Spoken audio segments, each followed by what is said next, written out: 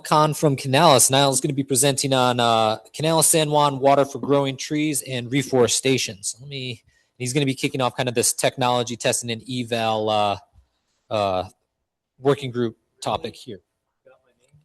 I didn't do it. There it is. Look, it's spelled right. So is there some? Yeah, you're going to be able to here. Let me put this on you. So tight. Okay.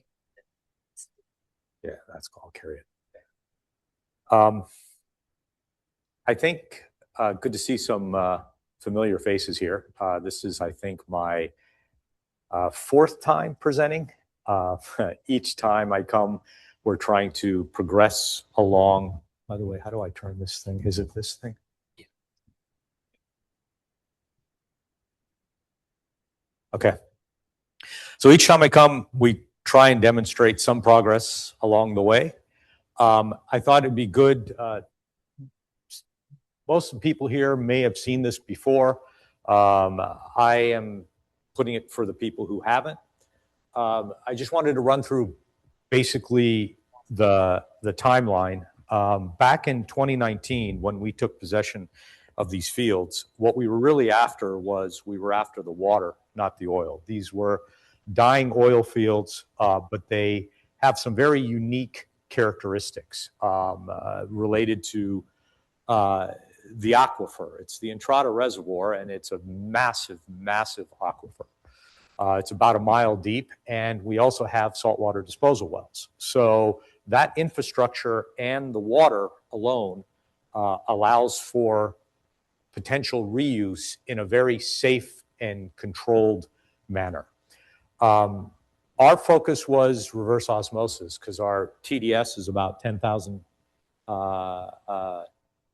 It's about 10,000, and with the reverse osmosis that we did in at Bergendorf, we tried it with brackish water membranes, and then we tried it with saltwater membranes, and we were getting down into almost potable quality. Now, I'm not saying it's potable water, Jason, so don't get mad at me. Okay, I'm not saying it's potable. I'm just simply saying it's that quality. So when we started this whole thing, we started by testing the water first just to see what we could and couldn't do with it. And because we were getting such good water quality results, we decided that an application for, and this is after navigating all the different regulations and some regulations that weren't even in place.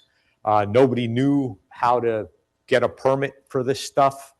So we ended up I've told most of this to a lot of people who know me that we ended up being the first rat through the maze, and we really didn't want to be the first rat. That's kind of a rule of business because usually the first rat gets killed. So we're still standing, barely. And so we progressed by essentially April being able to get a no discharge dispensation from a determination from NMED and a permit to do our greenhouse pilot by NMOCD in September of 2023. So that's when we began construction of our greenhouse. And we're doing two things with the greenhouse. The first is we want to test the produced water growing reforestation tree seedlings for the burned areas. We selected Hermit's Peak, Cass Canyon Fire area first on recommendation from New Mexico Forestry. And then the second was to demonstrate the geothermal use of our water because our water is about 160 degrees and it's not enough for electrical use. Doesn't really make sense, but it does make a lot of sense for radiant heat. So that is how we are heating our greenhouse. So it really builds a case for how to cost effectively reuse produced water without treating it and reusing it without putting any treated produced water or produced water on the ground, period, full stop. So That's where the saltwater disposal wells have come very handy, because for reverse osmosis, as you know, we have the permeate and the concentrate. The concentrate we can dispose of right back down in the reservoir where we found it. Now, as far as Laura, your presentation talked about far more complex problems than we're dealing with. This whole produced water thing for us is almost like cheating, because we're conventional oil production, and we have some oil characteristics that are also very unique in that they allow for they're highly paraffinic, and they allow for very good mechanical separation. So what we do is we extract the fluid out of the ground from about a mile deep. We mechanically separate it. We do not add any demulsifiers, any chemicals of any kind. We filter it through a 20 micron filter and re-inject it right back into the reservoir where we found it about a mile away. So we don't have any chemical contamination problems. We don't have any additional stuff that we do. We don't even use descalers. We might use them in the pump house periodically, but generally not as a standard course. So whatever nature gives us, we give it back to them minus the oil and a little cleaner. Okay? So that's why for us, a large part of the produced water situation is simpler than some of the problems, you guys are facing in the Permian. This unfortunately has created an issue, because for the regulatory agencies, how do you account for this kind of water? All right. It doesn't fit in the category of the typical water people are thinking of, frack water and all that. And so beneficial reuse of this, should this be treated the same way as all frack water? Now, I'm not going to touch in that steaming pile, okay? I'm not, I'm just throwing that out there, okay? Because I have to admit, I've resigned myself to whatever rules come out, whatever standards there are, we'll be able to meet, okay? To go back to this now, so we constructed the greenhouse. We sowed our first reforestation crop for the Hermit's Peak Calf Canyon fire using well water, so it's fresh water. Turns out that well water was 1,000 TDS, and it ended up mucking up all of our wet wall that we use, the evaporation wall. So we have to replace that whole thing. So we installed a mini RO just to handle that. All right. And algae turns out to be a problem as well. So we had to handle that. All right. But aside from that, we were able to sow our first crop and grow about 45 to 50,000 tree seedlings. All right. Now, some of you may be aware of the Reforestation Center up in Mora. Annually, they're doing about 300,000 max. So we are the only private industry or private company in the state doing reforestation. And I'm sad to say I'm not welcome. All right. And, I'm happy to talk about that later. Okay. So in September, now we decided now that we tested the greenhouse, we trained our people, because we're right near the Navajo reservation, and all my employees are Navajo, and they're really excited about what we're doing. In fact, we've been approached by the local schools because they want to bring in their students to come in and possibly spend a day in the greenhouse helping us sow seeds and be part of the process. So there's some really, community beneficial stuff going on here, which I hope we'll be allowed to continue. So now that we had our greenhouse sorted, we decided to do our treated produced water test. This experiment, which is what the focus of today is going to be, was designed with consultancy with New Mexico Highlands University. So we tried to use the university resources, both through NMSU and the Produced Water Consortium, which we're grateful for, as well as New Mexico Highlands University, which we're also grateful for because they're experts in forestry. So they helped us design this experiment, and I'll show you the results in just a little bit. Okay, water quality summary. As I said, I've covered some of this already. TDS is 10,000. With saltwater membrane filtration, it comes down to about 35. Now, I will talk about, and this will show up in our experiment, I will talk about boron. Boron's a known problem here in the state. Our raw produced water had boron of about 3.5, all right, mg. And it, when filtered through brackish water membranes, came down to about 2. When filtered through single pass RO for saltwater, it went down to 0.85. And the discharge standard for the EPA is 0.75. Okay, so we wanted to figure out how to get our boron down, because back in the beginning, we were actually planning on discharging and tried to do a pilot, and I'll talk about that in a second, which turns out we couldn't do because treated produced water isn't allowed to be put on the ground. So we have a way to solve boron. It's not that big of a deal for us, and the plants seem to like it, but they do accumulate it quite fast. So we have to, that's one of the things, I'm jumping ahead here, that's one of the conclusions, is we've got to watch out for boron. All of this, the EPA service discharge standards, the primary and secondary drinking water standards, the New Mexico produced water plus standards, all that stuff we pass. They did wet testing, unknowns, that was presented, and we passed there as well. So no flags as far as our water is concerned. With a 35 TDS, you'd be surprised if there was any issues. Okay, the first experiment we did, this was back when we were young and stupid, not realizing that what we were about to face with the regulatory stuff. We partnered with New Mexico State Las Cruces, Dr. Manoj Sokla, in their greenhouse, and this is before our greenhouse was built. This was our first pilot back in 2022, and we wanted to demonstrate. We also partnered with NRCS as part of this, because NRCS was doing they were getting a lot of questions about, hey, if I add grasses to my land, can I add grasses that increase the forage density for my cattle? And they didn't have the answer to that technically. So what they did was they got a government grant and they were running experiments. So we partnered with them about in regards to this, because they had some leftover cash.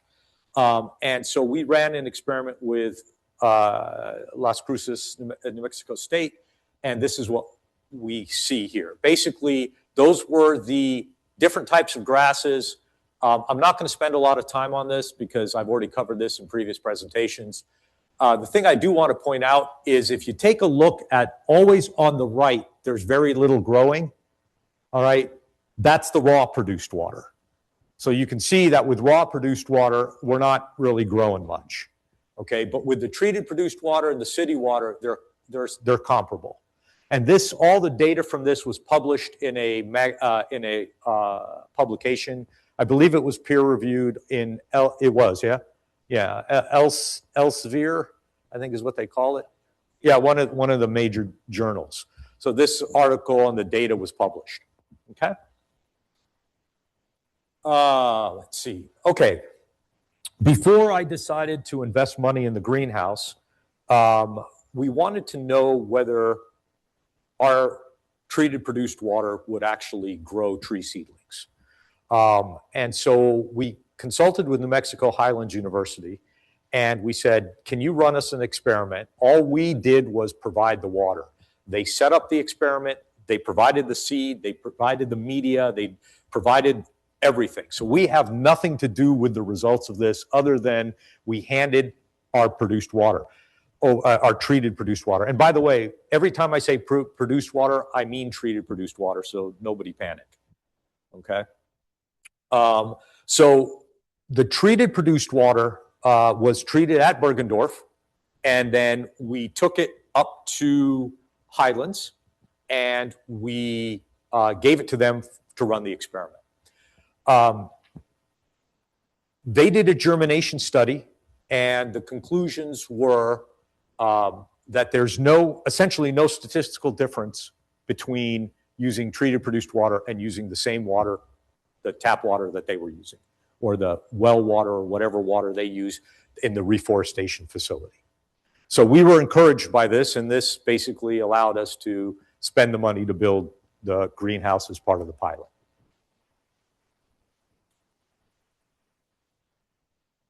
Okay, so here's the greenhouse constructed, and what you're looking at to the right is this picture was taken in July of this year. That is, yeah, July of this year. That's what 45,000 tree seedlings look like in our greenhouse. All right, and these tree seedlings, again, sadly, I've been unable to move, even though Hermit Peak Calf Canyon fire area desperately needs it. Okay. Now the experiment. Now to get to the point. That was all the warm-up. Okay. This experiment contained a total of 300 tree seedlings. Okay. And we used tap water, low TDS water, and high TDS, treated produced water. Those were the three water categories. And why high TDS? All right, where did this water come from? So this water came from our facility and was trucked down to Bergendorf. Now, it was interesting because I'm going to point this out to all those who are transporting produced water. So we are required by NMOCD to transport produced water a certain way.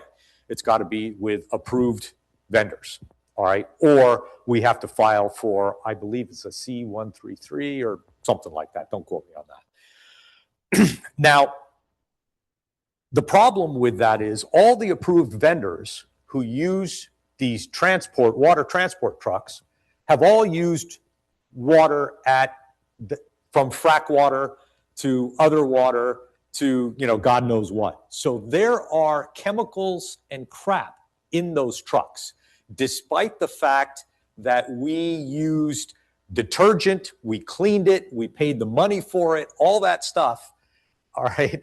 There still is stuff in those trucks that you cannot, in the valves, whatever. Now, that's okay when you're going down to the RO facility, but that's not okay when you come back, because you would have pure water filtered by the RO facility, and then now it gets repolluted by the trucks. Okay. And there is no answer for this. Okay. It's not like, unless you want to do it yourself, which you can, which I will do next time, file the appropriate paperwork. But that's where the high TDS water came from. All right. It didn't leave the facility as high TDS. Okay. All right. So the low TDS was, 2 more minutes. Woo. Past master. Okay. The high TDS and low TDS, the low TDS was taking the high TDS and running it through another RO filter, a small one. Okay. And that gave us, the low TDS and the exceptionally clean water. We did take the high TDS and run it through an active carbon filter just to get rid of, if there was any, volatiles or semi-vols or anything in the trucks, we did clean it. Okay. Now, since I'm short on time, this is probably the most important picture, because this tells you on the left is the tap water, and the tap water came from the Navajo reservation. Okay, that's the water they drink and they use. All right. And if you take a look at the seedlings on the left, the low, and the right, sorry about not having the right actually match the right depth, because it looks a little bit weird, but the root height, the shoot height, and the root to shoot ratio all are statistically comparable.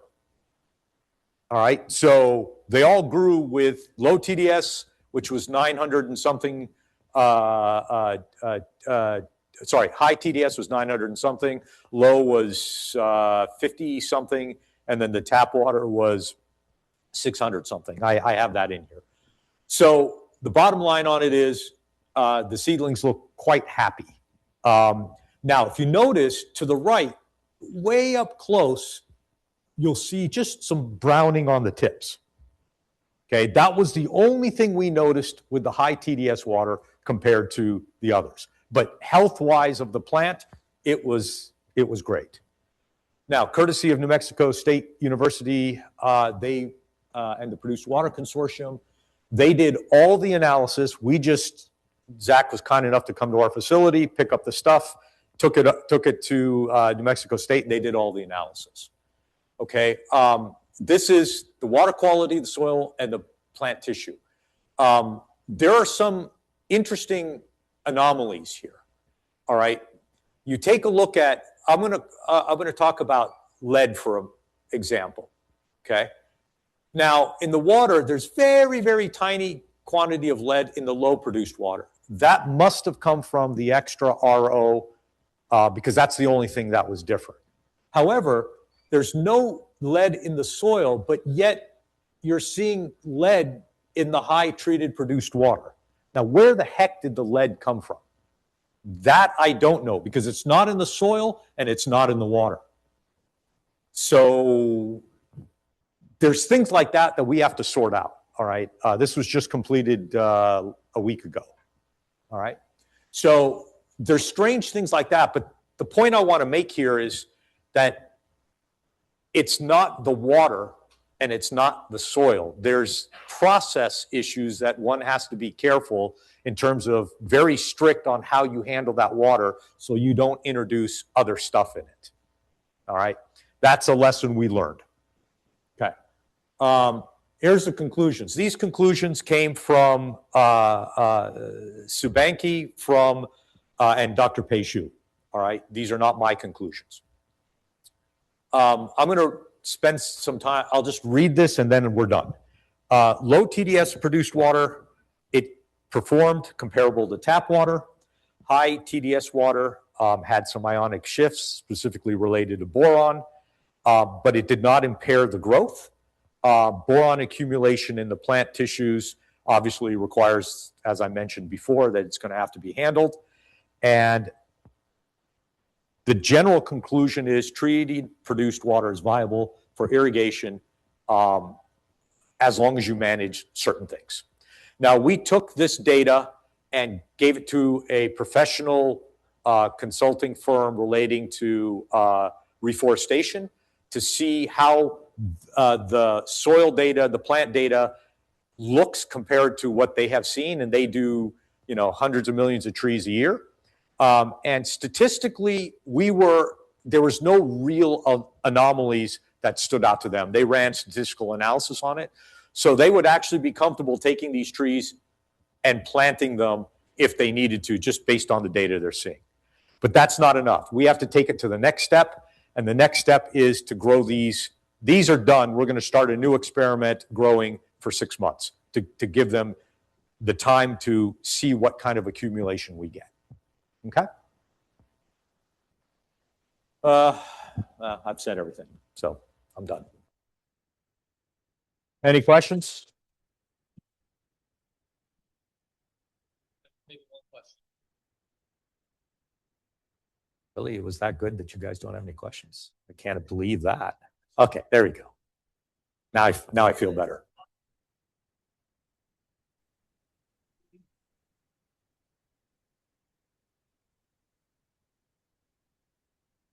Plant tissue analysis. Yes, we did. Boron. Boron again? Oh. Yeah, boron again. And it was really strange because boron was the mass balance equation didn't quite add up because the boron was increasing, and we were trying to figure out why it's increasing so rapidly because the water and the soil had some, but not enough to justify how much was in the plant. So that was a little strange. But that was the big one. Yep. Thanks.